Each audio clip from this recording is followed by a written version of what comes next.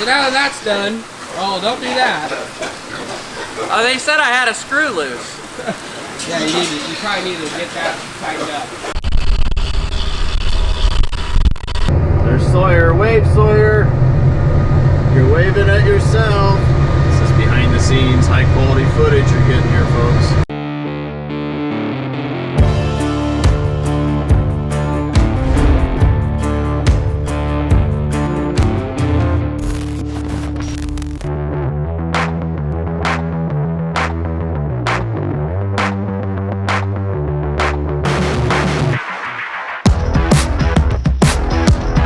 So today's the day, folks. We're officially getting in the fields to plant for 2022.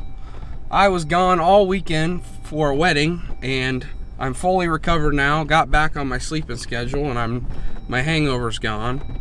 Real good time, enjoyed it, but I'm glad to be back. Everyone's been jonesing trying to get in the fields, but Mother Nature wouldn't allow us. So it's supposed to be 80s, 90s, 70s all week long. So I think a lot of people are gonna get going in the fields, and we're on the same boat there. David came over with the planter and we're started. I'm gonna shoot a little action of that. Dad and I are gonna do some other things, I think, while he's doing that. And also, what else we got going on? The most important planting is about to get started because Sweetheart wants to have sweet corn this year. We haven't had a sweet corn patch the past few years because you get to a point where it's like you can't plant a small enough patch for just what you use, and then you never know how much the coons are going to take. But anyway, we're going to plant 8 rows of sweet corn, and our sweet corn planter just pulled in the driveway.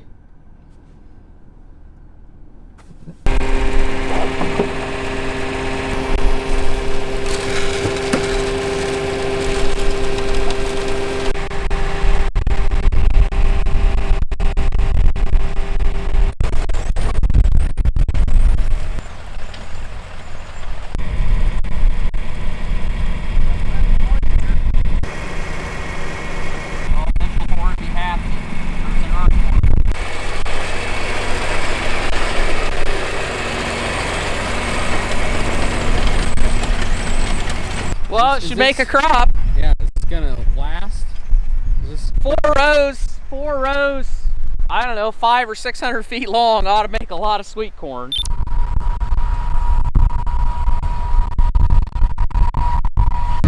Well, guys, we're back. Planting again here at This'll-Do Farm. We're a little late this year. I saw my notes yesterday that we started on the 23rd of April last year. This year it's sometime in May. I kind of gave up. Don't care anymore, I guess. But now we went straight from winter to summer. It's like 90 degrees here today, which will be good for the corn as long as the ground won't dry out too fast. But this warm weather should have the corn popping up pretty quick. I think the average for Iowa planted this time of year is normally about 95 or 98%. I think we're only at about 2% as of this morning, but I would imagine by the end of today's Monday, but by the end of Wednesday, we'll probably be at least 50%. Where are we now, Dad? Site 1, we're back doing the same thing we were doing 2 weeks ago. I think I just got done telling everybody how much I like my Kevin Moore timers after I'd replaced that one in the south building, and lo and behold, I got one bad up here. So this switch didn't shut the feed off, and it went up and it hit the pressure switch. That's why that light's on. So when I came in here, I didn't know what was wrong, and that's why this cover's off, because I was checking out to see what was what. Anyway, the problem, when it hits that switch, the problem is it has to pack in there a little bit to press that switch, and then the feed doesn't fall down. So the feed falls down and then it restarts. We're going to switch it. So this is the guts that go in this little box back here, and we're going to replace that. Right side of the world. These pigs are gonna be a little ruthless today. Come on, buddy. They're gonna be nipping at us every chance they get. Ain't that right? Yep, they will be. Oh boy. Now just leave Tork alone. She's trying to feed you guys, so you don't have to keep coming up here and pounding on this feed line. You just give him some space now. Give him some space. I know it's hard for you guys, but that's what we need right now. Now make sure to shut it off. Don't need to be getting fried. Well, the easy way to do it is one wire at a time, because if you're only touching one wire, you're not going to get fried. But if you happen to touch two, you might get a little toasty. I am not a licensed electrician, but I play one in my own mind. So that means, and I didn't even sleep at a Holiday Inn last night. So just imagine, the possibilities are endless. There was a commercial where people asked if somebody was an expert because they were talking about whatever, and they're like, no, but I did stay at a Holiday Inn last night. I kind of was dating myself there, wasn't I? You kind of do it a lot. Yeah. You're a boomer. I'm a boomer. Now this is a sight to see right here. They just look at you like they're equal. They look at you like you're a little pig yourself. I know, they are not phased at all.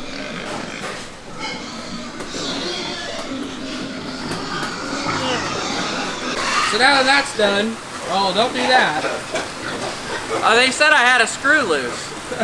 Yeah, you probably need to get that tightened up.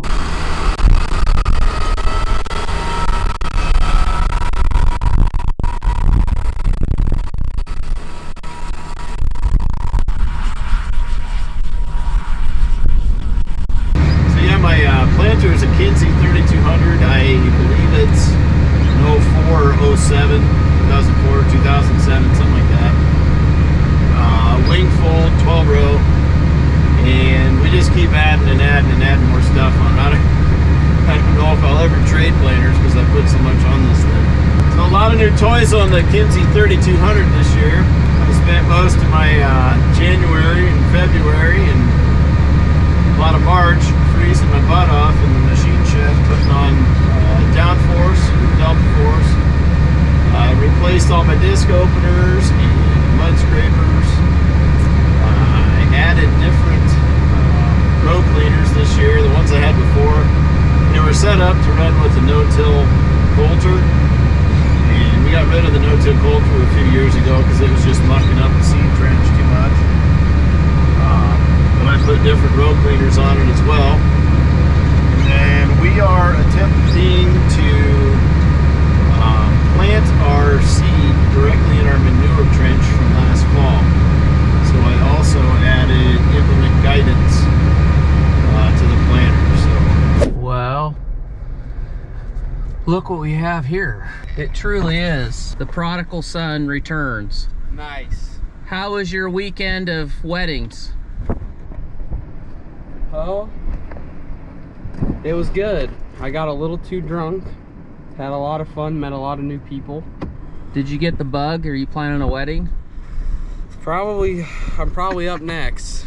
Oh, Probably boy. up next, but I feel good because all the farmers I talked to said that they're not in the fields either. So we're not alone, but everyone had the same plan and idea. I think this week's go time. So that's the gist that I got. So we started planting this morning, and there was some mud picking up on the closing wheels, and we were scratching our heads whether we should keep going or stop. And I called my seed guy, and he was very politician-like, and said, well, I don't know. I don't want to say. I don't want to be wrong. So he didn't tell me what to do. And I called my fertilizer guy, and they worked all their ground, and he said, oh, the work ground's a lot drier than the no-till ground. And I asked him when he worked it, because he sure as hell didn't work it this morning, or it wouldn't be very dry.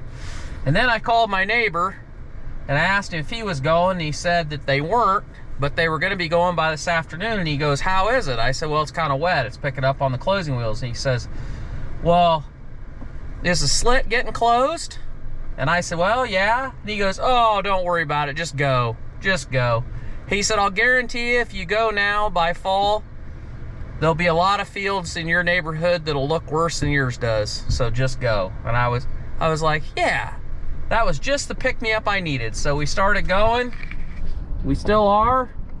And About to fill up. Yep, Fill up. about time to fill up.